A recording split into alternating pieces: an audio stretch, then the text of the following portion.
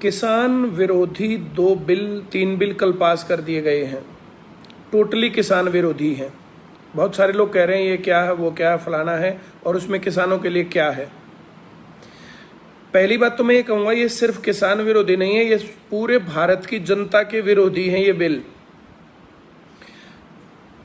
Newspaper में कहीं पर है नहीं, न्यूज़ चैनल्स पर, टीवी चैनल्स पर कहीं कोई खबर नहीं है, क्या हो रहा क्या नहीं हो रहा कोई बताने वाला है नहीं।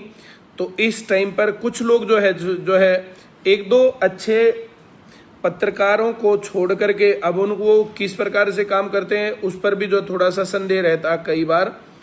तो अगर कहीं से कोई इन्फॉर्मेशन मिल नहीं रही है तो उसके ऊपर हम लोग ना बोले तो कौन बोलेगा। एक टीचर का काम क्या सिर्फ इतना है कि वो सिर्फ वृत्त का क्षेत्रफल पाई आर स्क्वायर पढ़ाता रहे और हो क्या रहा है और उस नॉलेज का प्रैक्टिकली उपयोग क्या करना है ये सारी बातें ना करें, तो फिर उसको जो है पॉलिटिक्स और फलाना और ढिमकाना।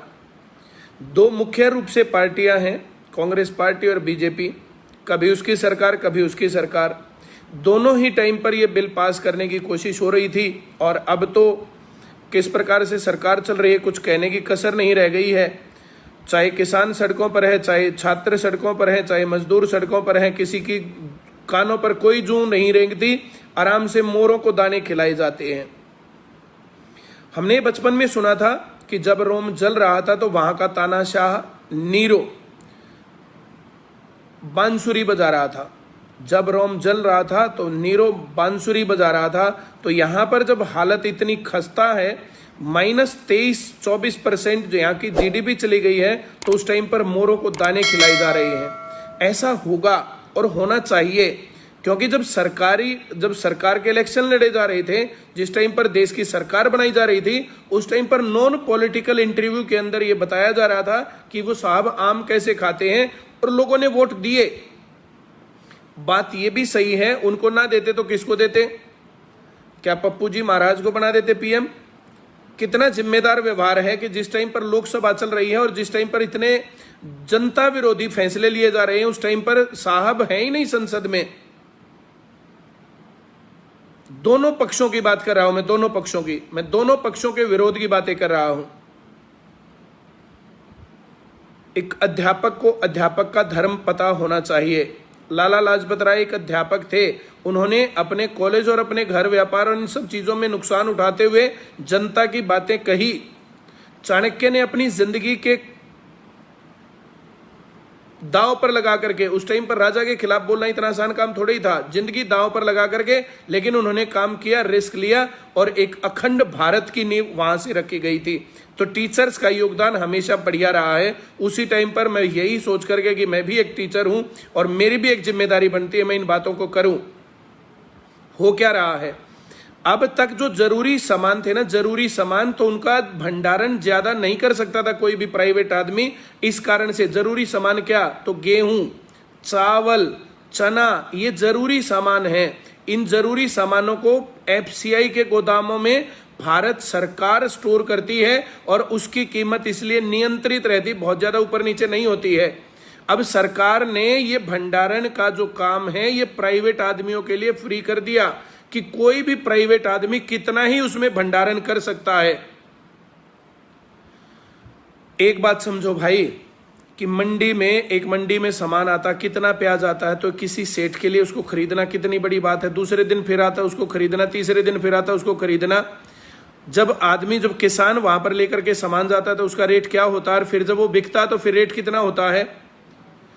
आप किसी भी सब्जी मंडी में आप सुबह चले जाइए, वहां पर टमाटर का रेट पता करिए, जिस रेट में किसान से खरीदा जा रहा है उस रेट को पता करिए। किसान से खरीदने का रेट, जिस रेट पर किसान ने मंडी में सामान बेचा, और वहां से आप फिर किसी जो है जगह पर जाकर के और रेडी पर खड़े होकर के वहां पर पता करिए कि रेट कितना मिल रहा है, कितना बिचौलियों का काम है। ये करंट व्यवस्था है।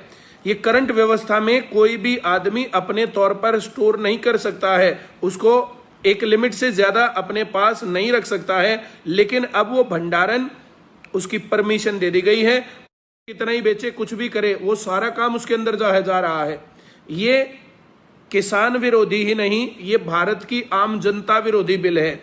सामान सस्ते रेट पर खरीदे जाएंगे, किसान की कहने सुनने वाला कौन है? चौधरी छोटूराम के टाइम पर एक बार बात हुई थी कि इस रेट पर हम सामान नहीं बेचेंगे, सामान 3 गुना रेट पर बिका था। लेकिन आज कितने किसानों की ये हैसियत है? अभी धान कटेंगे भाई, मैं तो सारे किसानों को और सब लोगों को बोल रहा हूं, धान कटेंगे। अब ऐसे कितने किसान हैं जो उस धान का भंडारण कर सकते हैं? किसानी कर रखी है मैंने, हम भी बेचने जाते थे तो किसी से मांगी ट्रॉली ले गए, कभी किसी का कुछ कर गए, ये कर गए, वो कर गए, मंडियों में जा करके सामान डाला जाता मंडियों में। और उस टाइम पर ये रहता कि इतनी जल्दी निपटे और जा करके उसमें जो है फिर उसको जो है बाना है, प्ले करनी है, गेहूं बोने हैं और कुछ करना है। तो किसानों का हाल देखो ना जा करके, कितने किसानों के पास ये सुविधा है कि वे धान को रोक लेंगे। जिन किसानों ने किराए पर जो है पट्टे पर जमीन लेकर के 50-50, 60-60 हजार रुपए में लेकर के धान बो रखे 50-60 एकड़, वो इतने धान को कैसे रोक लेगा? रोकने के बाद उसकी जो है उगाई और जो है वो सारे पैसे कैसे दे देगा? कहां से दे देगा? आगे गेहूं के बीज, खाद और बाकी चीजें जो बोई जानी है, तो फिर ऐसे कितने किसान हैं जो इस कंडीशन पर हैं? अब भारत के किसानों के लिए जो बड़े कूद करके कह रहे हैं कि पूरे देश के अंदर अब किसान कहीं भी जाकर के बेच सकता है। किसान नहीं बेच सकता भाई साहब, किसान के पास रेल नहीं है। रेल दे दी अडानी को, रेल दे दी अंबानी को, बड़े बड़े सेठ यहां आएंगे, मंडी से बाहर या कहीं से भी किसी भी मनमानी कीमत पर उसको खरीदेंगे, ट्रेन के अंदर एक जगह से दूसरी जगह ट्रांसपोर्टेशन करके और वहां ले जाएंगे। ये किसानों के फायदे का बिल नहीं, बल्कि यहाँ के पूंजीपतियों के फायदे का बिल है। एजुकेशन की बात करो तो एजुकेशन को लगातार प्राइवेट करते जा रहे हैं। एजुकेशन के ऊपर देखो, ये लगातार जो गड़बड़ करते जा रहे हैं। वही काम अब जो है किसानी के ऊपर कर दिया है, वही काम नौकरियों के ऊपर हो रहा है। रेलवे का हाल यही कर दिया, हवाई जहाज का यही हाल कर दिया है। चारों तरफ देख लो, सरकार जिम्मेदार नहीं है। काम क्या हो रहा है उसके लिए सरकार जिम्मेदार है ही नहीं, कोई आदमी जिम्मेदार नहीं है। बीएसएनएल के कर्मचारी कामचोर हैं, ऐसा बोला जाता है। भाई साहब, बीएसएनएल के लिए एक दिन मैंने पहले भी बोला था, 2-3 दिन पहले भी, बीएसएनएल के कर्मचारी कामचोर नहीं है। बीएसएनएल के लिए आपके पास ना कोई योजना है, ना कोई प्लानिंग है, ना कोई इसमें इन्वेस्टमेंट है। जियो ने जिस टाइम पर इन्वेस्टमेंट किया गया, तो क्या जियो का आप लोगों को नहीं पता था? और जियो को परमिशन दिया आपने, बीएसएनएल को क्यों नहीं परमिशन दी? आप हरियाणा के स्कूलों का प्राइवेट कर रहे हैं। हरियाणा में बहुत है प्राइवेट स्कूल, हरियाणा में प्राइवेट स्कूलों की जरूरत नहीं है। हरियाणा में जरूरत है बढ़िया स्कूलों की, जो गवर्नमेंट स्कूल हो और जिसके अंदर बढ़िया पढ़ाई चल रही हो। ये सारी चीजें एक दूसरे से जुड़ी हुई हैं। ये सारे जन विरोधी फैसले टकाटक लिए जा रहे हैं और कुछ भक्तगण खूब कूद रहे हैं। देखो, उस दौर को याद करो जब अंग्रेजों का शासन था। जो अंग्रेजों के चाटुकार थे वे अंग्रेजों की हर एक नीति को बढ़िया बता रहे थे। उस टाइम पर भी देश के लिए बोलने वाले जितने लोग थे, एग्जाम्पल भगत सिंह का ले लो, सुभाष चंद्र बोस का ले लो, उनको भागना पड़ा था, उनको फांसी दे दी गई थी। वे लोगों को जो है अपनी जान दांव पे लगानी पड़ी थी, लेकिन ऐसा करना पड़ा था। आज दौर उससे भी विकट हो रहा है। सभी चीजों को प्राइवेट हाथों में दिया जा रहा है। बैंकों का हाल खस्ता है, ट्रेन का हाल खस्ता है। अब देश सुरक्षित हाथों में, पता नहीं कैसे सुरक्षित हाथों में है। देश सुरक्षित हाथों में तब होता जब बैंकों में और ज्यादा सुधार होता, घोटाले बंद होते। काला धन लाने की बात हुई थी, सफेद धनीले लेकर के लोग उड़ गए। और ऐसा नहीं है कि एक बार होने के बाद दोबारा संभल गई हो सरकार। लगातार ये कंटिन्यूअस काम है। कोरोना के टाइम पर भी जो है लेकर के भागे हैं। लाखों करोड़ रुपए जो है बैंकों के जा चुके हैं। ये बैंकों के पैसे नहीं थे, ये आम जनता के खून पसीने से इकट्ठे किए गए पैसे थे बैंकों के अंदर। आरबीआई का हाल कैसा है? सोना सारा दे दिया गया है, गिरवी रख दिया गया। जितना बैंकों से पैसा लिया जा सकता था वो पैसा ले चुके हैं। सारा काम कर क्या रहे हैं? 100 लाख करोड़ का पहली बार कर्जा भारत पर हो गया है। रुपए की कीमत क्या है, डीजल की कीमत क्या है, सारी चीजों का हाल देख लो। इनके ऊपर बोलना, अब टीचर नहीं बोलेगा तो कौन बोलेगा? आप किसकी तरफ आशा भरी निगाहों से देख सकते हो? और उसी बात के ऊपर ये लगातार जो कंटिन्यूअस जो इनके जो ये इस प्रकार के जो चमचे लोग हैं, ये सब चीजें कंटिन्यूअस जो है ये सब बातें जो होती जा रही हैं। अब मैं सभी लोगों से, देखो, मैं ये देश बहुत खस्ता हालत में है। इसके ऊपर सभी लोगों को जागना पड़ेगा। किसान अब अगर लड़ रहे हैं, कहीं सड़कों पर हैं या कुछ भी है, तो उनका समर्थन जितना ज्यादा हो सकता है दिया जाना चाहिए।